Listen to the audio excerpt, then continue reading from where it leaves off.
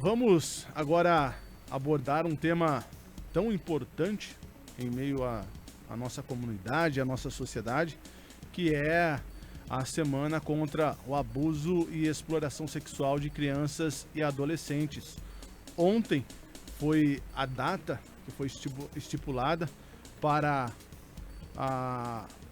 esse destaque nacional em todo o território brasileiro, mas é um tema que temos que botar em prática no nosso cotidiano, no nosso dia a dia, porque não podemos ter mais esse tipo de situação em meio à comunidade. E nós estamos aqui no Primeira Página debatendo desde a semana passada, batendo em cima desse ponto. Conversamos com a doutora Maria Luísa, também com a Graziela Menegon, com a Paula Furlan.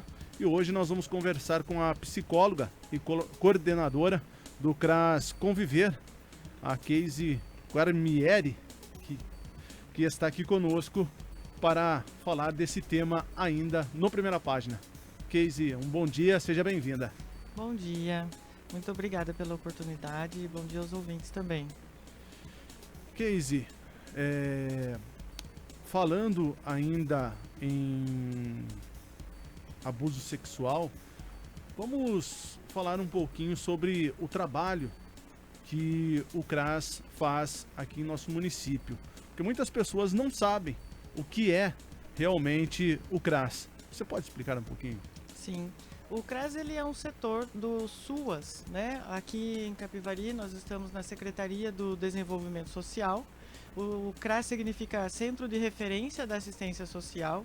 Então ele é um setor do Sistema Único de Assistência Social. E aí o trabalho do CRAS é prevenir mesmo, trabalhar com a comunidade, prevenindo o risco social. Ou seja, a gente vai trabalhar prevenindo o uso de drogas, prevenindo violência, prevenindo a ruptura de vínculos familiares e comunitários. Então o trabalho do CRAS é preventivo no sentido do risco social. Então abrange praticamente vários segmentos, né, em que a sociedade necessita de um certo apoio. E em qual segmento assim vocês chegam à conclusão de que o impacto é maior, em que traz mais problemas assim psicológico mesmo para a pessoa? Sim, na verdade o nosso trabalho, como ele é preventivo, a gente abrange mesmo várias questões sociais. Então o nosso trabalho, a gente trabalha por faixa etária, né? Então não sei se eu estou respondendo a sua pergunta, depois Sim, você me corrige. sim. Como a gente trabalha por faixa etária, a gente vai trabalhando nas questões da infância, nas questões da adolescência, do adulto e do idoso. Então nós temos o serviço do PAIF, que é um serviço que faz o acompanhamento da família. E esse é o nosso principal foco, na verdade, porque é fortalecer a família, fortalecer o vínculo familiar, para que essa família não entre em risco social, em situação de violência, em situação de vulnerabilidade financeira, em situação de uso de droga.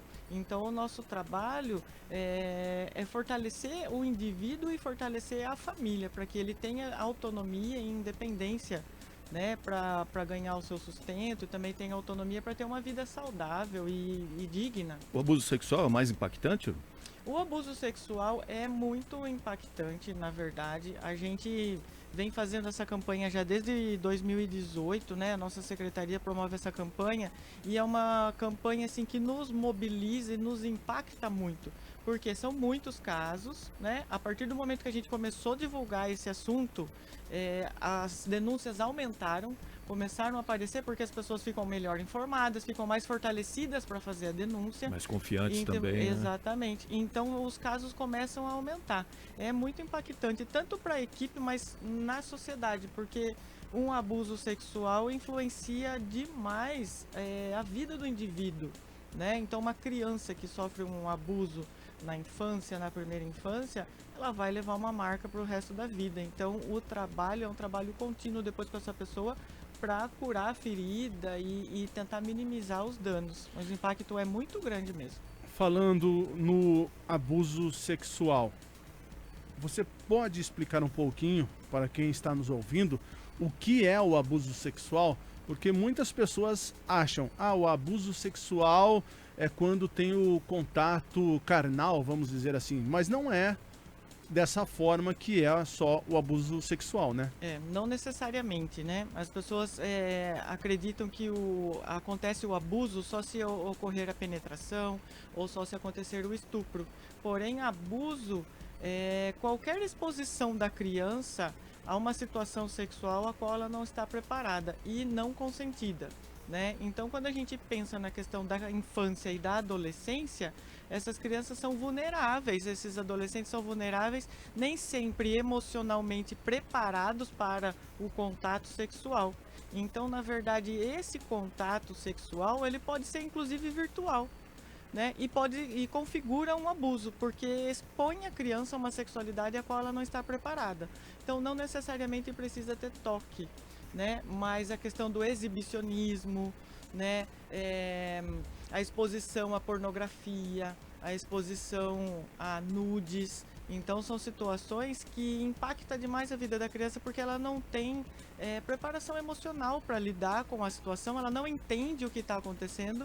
Então, o abuso nesse sentido, ele não necessariamente precisa ter o toque.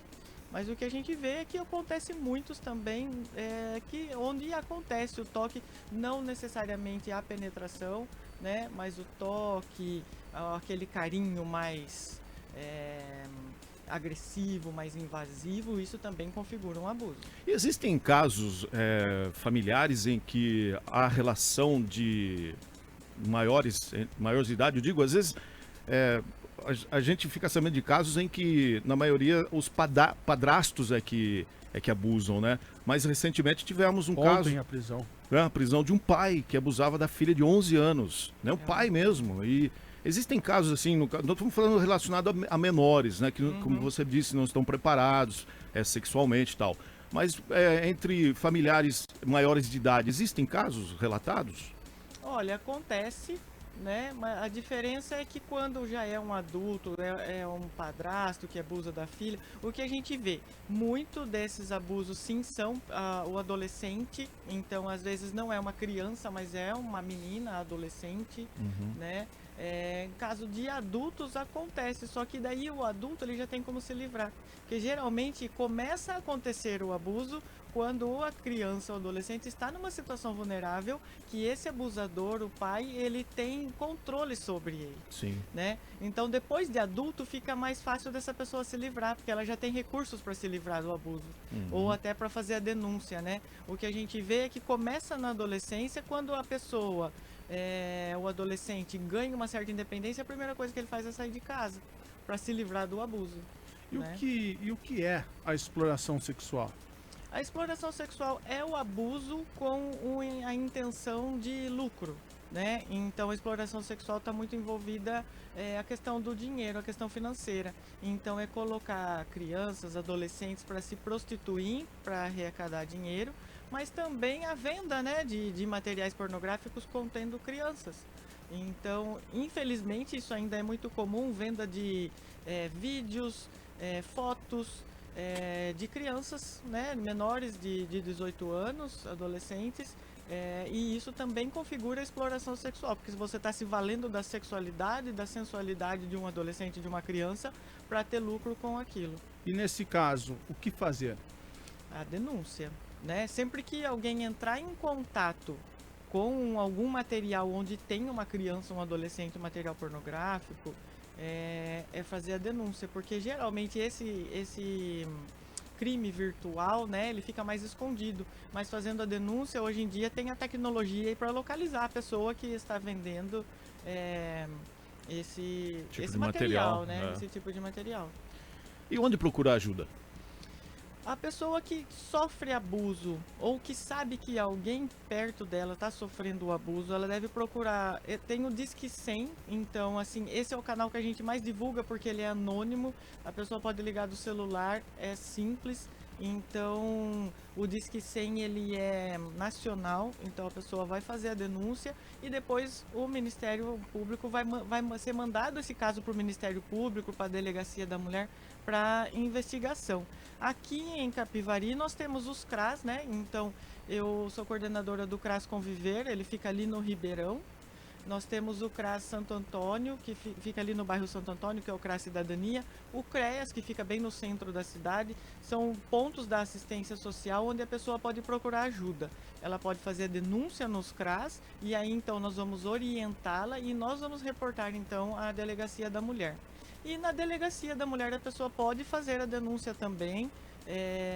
Chega lá, dizer do ocorrido, já faz o boletim de ocorrência e já é instaurado inquérito para investigação.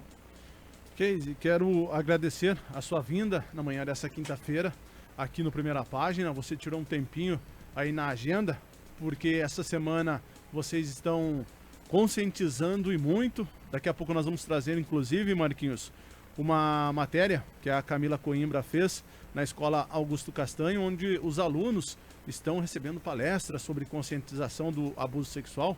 Então queremos agradecer a sua vinda nessa manhã. Eu que agradeço a oportunidade, esse tema é extremamente importante mesmo. Essa semana a gente está com bastante atividade, teremos as palestras e passeatas. Né? Passeatas. No sábado nós vamos ter e vamos ter também uma no bairro São João Batista. Isso, amanhã toda a equipe do CRAS vai estar junto com a escola FUPaulo. Nós temos uma parceria lá com a escola e nós vamos sair ali nas avenidas do bairro e em algumas ruas fazendo uma passeata chamando a atenção para o tema e conscientizando a população.